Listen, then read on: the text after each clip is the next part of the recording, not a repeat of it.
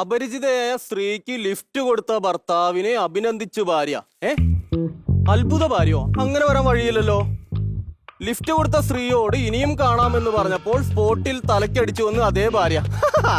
അങ്ങനെ തന്നെ അവന് വേണം. എന്റെ പൊന്നു ദൈവമേ, ഞാനൊന്ന് അസൂയപ്പെട്ട് വരുമായിരുന്നു. ഷോ, പത്രത്തിലും ജീവിതത്തിലും ദുരന്തങ്ങളാണല്ലോ. പൂമുഖവാതിൽക്കൽ സ്നേഹം വിടർ. ഹൈ, പുള്ളി ഇതൊക്കെ കല്യാണത്തിന് മുമ്പ് എഴുതിയ വരികളായിരിക്കോ? അല്ല കാർത്തിക് ബ്രോ, ഈ കല്യാണം കഴിഞ്ഞ ആരെങ്കിലും ഇമാതിരി വരികൾ എഴുതോ? ഇല്ല, ഒന്നും പറയില്ല. കല്യാണം കഴിഞ്ഞിട്ടിരിക്കുക. എന്തേലും പറഞ്ഞു കഴിഞ്ഞാ നാളെ ഈ അവസരം വന്ന് ആങ്കർ ചെയ്യണേ. എന്ത് പറയാനാണ്. ഹലോ, ഞാൻ വീടിന്റെ വാതിക്കലെത്തി. കാസേരയിൽ ഇരിക്കണേണ്ട്. നീ ഇല്ലാത്ത കാരണം ഭയങ്കര ഹാപ്പിയിലാണല്ലോ. നീ ഫോൺ ഹോൾഡ് ചെയ്. പുള്ളി പറയണ എല്ലാം കേക്കാം കേട്ടോ. ഞാൻ അങ്ങാടി ചെല്ലണേണേ. May come in sir?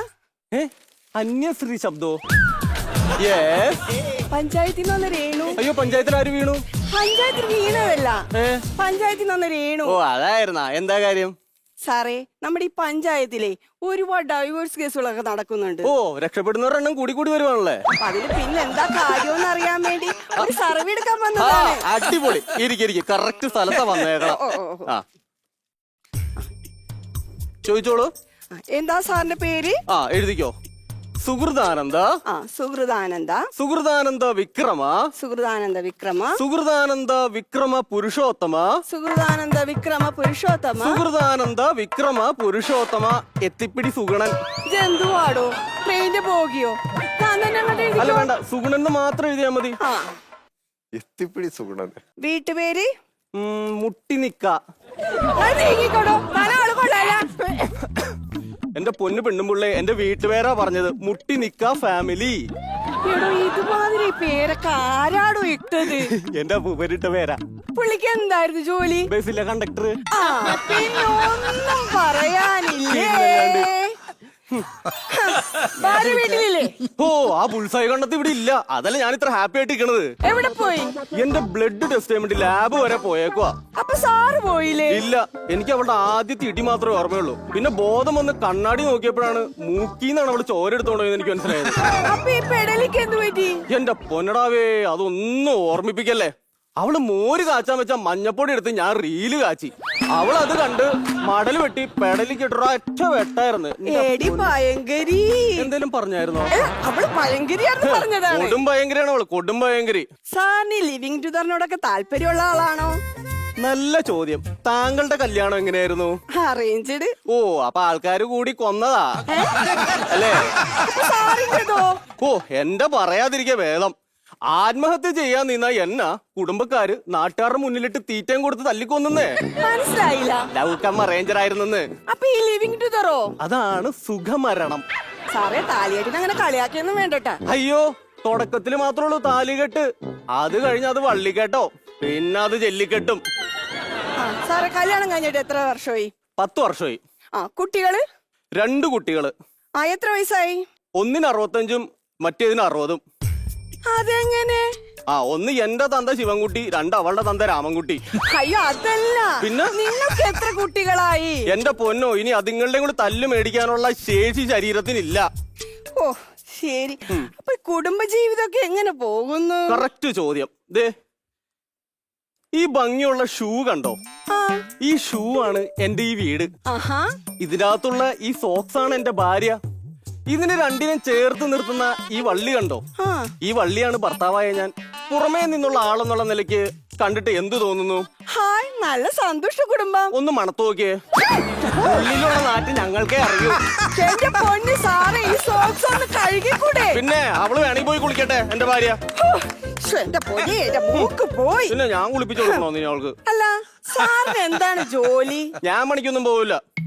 അതെന്താണ്? ഞാൻ പണിക്ക് പോവില്ല. അവള് മീൻ പിടിക്കാൻ പോയിട്ടാണ് വീട്ടിലേക്ക് ചെലവുകൾ കൊണ്ടുവന്നത്. അപ്പൊ വലയെറിഞ്ഞാണോ ശീലം? അല്ല, അവൾക്ക് ഈ കുളം കലക്കി മീൻ പിടിക്കാൻ ബെസ്റ്റാ. കുളമൊക്കെ കലക്കി മറിച്ചാ? അതാണ് അത്ഭുതം. അവള് ഇടതുകാല് വെച്ച് കുളത്തിലേക്ക് ഇറങ്ങി ആ കുളം നോക്കി എന്തോ ഒരു രഹസ്യം പറയും. അത് പറഞ്ഞ ഉടനെ ആ കുളത്തിലെ എല്ലാ അമ്മായിമ്മ മീനും മരുമോളും മീനും കൂടി തമ്മി തല്ലി ചത്തുപൊങ്ങും. അവളത് വാരി കൂട്ടിയെടുത്ത് ചന്തയെ കൊടുക്കും, പൈസ കൊണ്ട് വീട്ടിൽ വരും. അല്ല, ആ രഹസ്യം എന്തുവായിരുന്നു?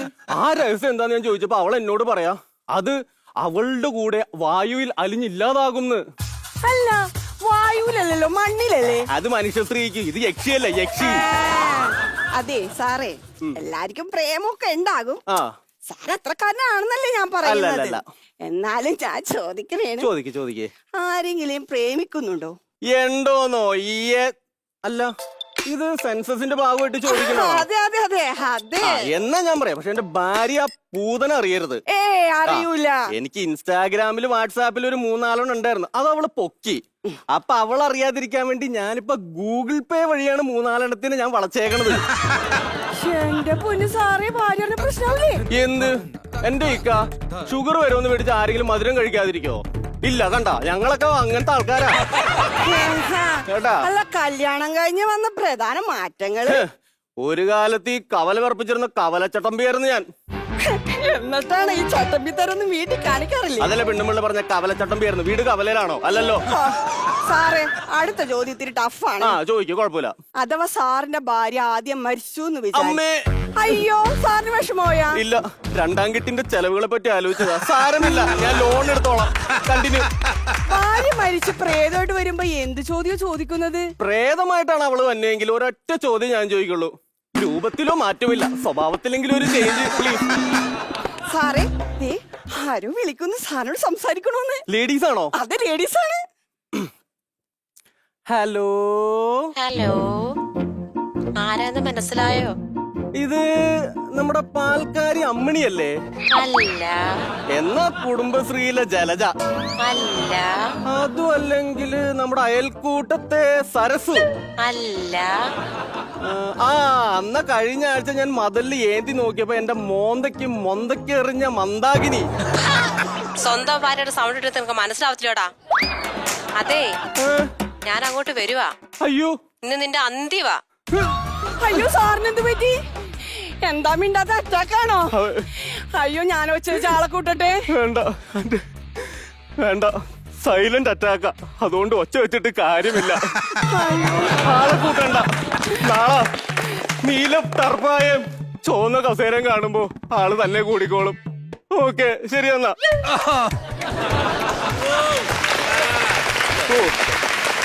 അങ്ങനെ സ്പോട്ട് ഓഡിഷൻ കഴിഞ്ഞിട്ട് സ്കിറ്റുമായിട്ട് എത്തിയിരിക്കുകയാണ്. എങ്ങനെയുണ്ടായിരുന്നു?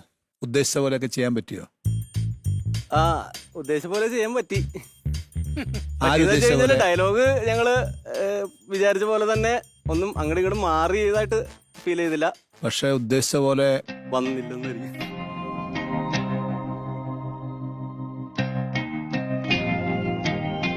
അതിന് മേളി വന്നു.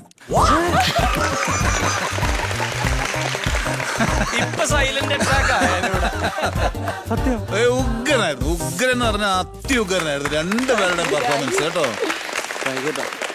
നിങ്ങളെ ശരിക്കും ഞെട്ടിച്ചു എന്ന് തന്നെ പറയാം. അത്ര നല്ല പെർഫോമൻസ് ആയിരുന്നു. എടുത്ത വിഷയം നല്ലതായിരുന്നു. അതിലെ തമാശകള് ഒരുപാട് ഫ്രഷ് ആയിട്ടുള്ള നല്ല തമാശകൾ ഉണ്ടായിരുന്നു. അതിനേക്കാൾ ഉപരി നിങ്ങൾ നല്ല എന്താ പറയാ, നല്ല അടുക്കും ചിട്ടയോടും കൂടി ചെയ്തു എന്ന് വേണം പറയാൻ. ഓവർലാപ്പുകളൊന്നും ഇല്ലാതെ, വെപ്രാളങ്ങളില്ലാതെ നമുക്ക് മനസ്സിലാകുന്ന രീതിയിൽ ഏറ്റവും മനോഹരമായിട്ടാണ് ചെയ്തത് കേട്ടോ. ഉഗ്രൻ ആർട്ടിസ്റ്റുകളാണ് രണ്ടുപേരും. നല്ല ആർട്ടിസ്റ്റുകളാണ്. നിങ്ങളിവിടെ വരേണ്ടത് തന്നെയായിരുന്നു അല്ലേ?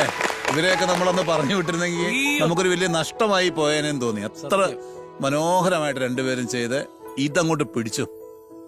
കുറച്ചു കാലം നമുക്ക് ഇവിടെ ഒരു വരക തീർച്ചയായും നല്ലതായിരുന്നു കേട്ടോ. ഇവിടെ വരുന്ന ആൾക്കാരുണ്ടല്ലോ, ഇവിടെ വരുന്ന ആൾക്കാരിൽ ഒരു 95% ആൾക്കാരും പാഷനോട് കൂടി വരുന്ന ആൾക്കാരാണ്. ബാക്കിയുള്ളവർ എങ്ങനെയെങ്കിലും ഈ ഫ്ലോറിലൊന്ന് കയറിയാൽ മതി എന്ന് പറഞ്ഞ് വരുന്ന ആൾക്കാരായിരിക്കും. പക്ഷെ 95-98% ആൾക്കാർ പാഷൻ, ആക്ടിങ്ങിനോടുള്ള പാഷൻ, അവർക്ക് സ്പേസ് കിട്ടാതെ വരുന്നത്, അവർക്ക് എക്സ്പീരിയൻസ് ചെയ്യാൻ പല മേഖലകൾ കിട്ടാതെ വരുന്ന ആൾക്കാരാണ് ഇവിടെ വരുന്നത്.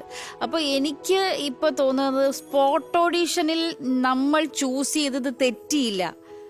ആ പാഷൻ, ആ സ്പാർക്ക് കണ്ട് തന്നെയാണ് നിങ്ങൾ എടുത്തത്. എനിവേസ്, രണ്ടുപേരും നന്നായിട്ട് പെർഫോം ചെയ്തു. നിങ്ങൾ രണ്ടുപേരുടെ ഉള്ളിലും നല്ലൊരു സ്പാർക്ക് ഉണ്ട്. ഇനി ആക്ടിംഗ് എന്ന് പറയുന്നത് എക്സ്പീരിയൻസസ് ആണ്. നമ്മുടെ ചുറ്റും നടക്കുന്ന കാര്യങ്ങൾ, നമ്മുടെ ചുറ്റുമുള്ള ആൾക്കാർ, അവരുടെ മാനറിസങ്ങൾ, സിറ്റുവേഷൻസ്, ഇതൊക്കെയാണ് നമുക്ക് ഭാവിയിൽ ആക്ടിങ്ങിനെ ഹെൽപ്പ് ചെയ്യുന്ന കുറേ കാര്യങ്ങൾ. അത് നിങ്ങൾക്കുണ്ട്. All the very best. നന്നായിട്ട്. സ്ക്രിപ്റ്റില് ലളിതം, സുന്ദരം, മനോഹരം അതാക്കുക വലിയ പാടാ. ഇത് അങ്ങനെ ഒരു സ്കിറ്റായിരുന്നു. നല്ല ഭംഗിയുള്ള നല്ല അവതരണത്തിന്റെ സ്കിറ്റായിരുന്നു. പിന്നെ ഇതിൽ ഞാൻ ഞെട്ടിപ്പോയ ഒരു കാര്യം, നമ്മൾ ഏറ്റവും കൂടുതൽ കേട്ട് പഴകിയ ഒരു വിഷയമാണ് ഈ ഭാര്യ ഭർത്താവ്, അതിൽ ഭാര്യനെ കളിയാക്കുന്ന എന്ന് പറയുന്ന ആ ഹാസ്യം. അപ്പോൾ പുതിയതായിട്ട് ഇതിൽ എന്താണ് വരാനുള്ളത്? കാരണം ഈ മിമിക്രിയോ അല്ലെങ്കിൽ ഹാസ്യം ഉണ്ടായ കാലം മുതൽ ഉണ്ടായ വിഷയമാണിത്. ആ വിഷയത്തിൽ നിങ്ങൾ പുതിയ തമാശ കണ്ടെത്തി എന്നുള്ളതിലാണ് നിങ്ങൾക്കുള്ള കയ്യിൽ. ആ ഷൂ ഒക്കെ, ഷൂവിന്റെ ഉദാഹരണം.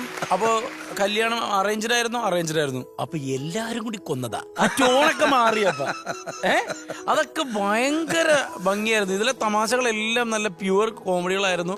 ഇതിലെ ഏറ്റവും ഞാൻ എൻജോയ് ചെയ്ത തമാശ, അവളെന്തോ വെള്ളത്തിലിറങ്ങിയിട്ട് മീനുകളോട് പറയും, അപ്പൊ അമ്മായിയമ്മ മീനും മരുമോളും തമ്മിൽ തല്ലി ചത്തു പൊങ്ങും. അതെടുത്തിട്ട് അവള് മാർക്കറ്റിൽ കൊണ്ട് വിൽക്കും. നല്ല തമാശയുടെ വഴികളായിരുന്നു. എനിക്കും ആസ് എ റൈറ്റർ എന്നുള്ള രീതിയിൽ എനിക്കും ഇതൊരു പാഠമായിരുന്നു, ഈ സ്ക്രിപ്റ്റിന്റെ രീതി കേട്ടോ. രണ്ടുപേരുടെ അഭിനയം എക്സ്ട്രാ ഓർഡിനറി. ഇങ്ങനെ തന്നെ വൃത്തിയായിട്ട് പോട്ടെ. Okay, thank you. ശരി, അപ്പോ നിങ്ങളുടെ ആദ്യത്തെ പെർഫോമൻസ് ആയിരുന്നു. ആദ്യത്തെ പെർഫോമൻസ് ചിലപ്പോ നമുക്ക് വിചാരിച്ച പോലെ കിട്ടിയെന്ന് വരില്ല, പ്രതീക്ഷിച്ച പോലെ നമുക്ക് കിട്ടിയെന്ന് വരില്ല. അപ്പോ അത് അതിലൊരു വിഷമം തോന്നരുത്. പിന്നെ ഒരു കാര്യം, പൈസക്ക് വേണ്ടി ഒരിക്കലും പെർഫോം ചെയ്യരുത്, ഒരിക്കലും. കാരണം നിങ്ങളുടെ ആക്ടിങ് സ്കിൽ പുറത്തു കൊണ്ടുവരാൻ ഇത് ഒരുപാട് ഹെൽപ്പ് ചെയ്യും. ഇത് ആക്ച്വലി ഒരു വർക്ക്ഷോപ്പാണ്, ഇത് ആക്ടിങ് വർക്ക്ഷോപ്പാണ്. അപ്പൊ അത് ഹെൽപ്പ് ചെയ്യും. സോ ഇന്നത്തെ അങ്ങനെ പോട്ടെ. അടുത്ത പ്രാവശ്യം നമുക്ക് അടിപൊളിയാക്കാം. എത്ര കിട്ടിയെന്ന് അറിയാം. ആദ്യത്തെ പെർഫോമൻസിന് തിരിഞ്ഞു നോക്കിക്കോളൂ.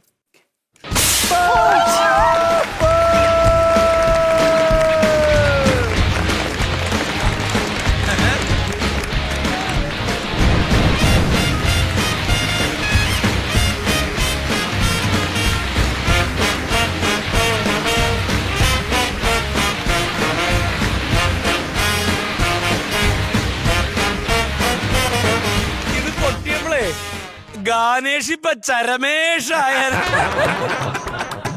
പേടിച്ചു പോയാൻ, ഞെട്ടി തരിച്ചു പോയി ചെറുക്കൻ. ഇവിടെ ഒടിഞ്ഞു പോയവൻ. അപ്പൊ 3 പേര് ചിരിച്ചു. 50,000 രൂപ ബമ്പർ പ്രൈസ്.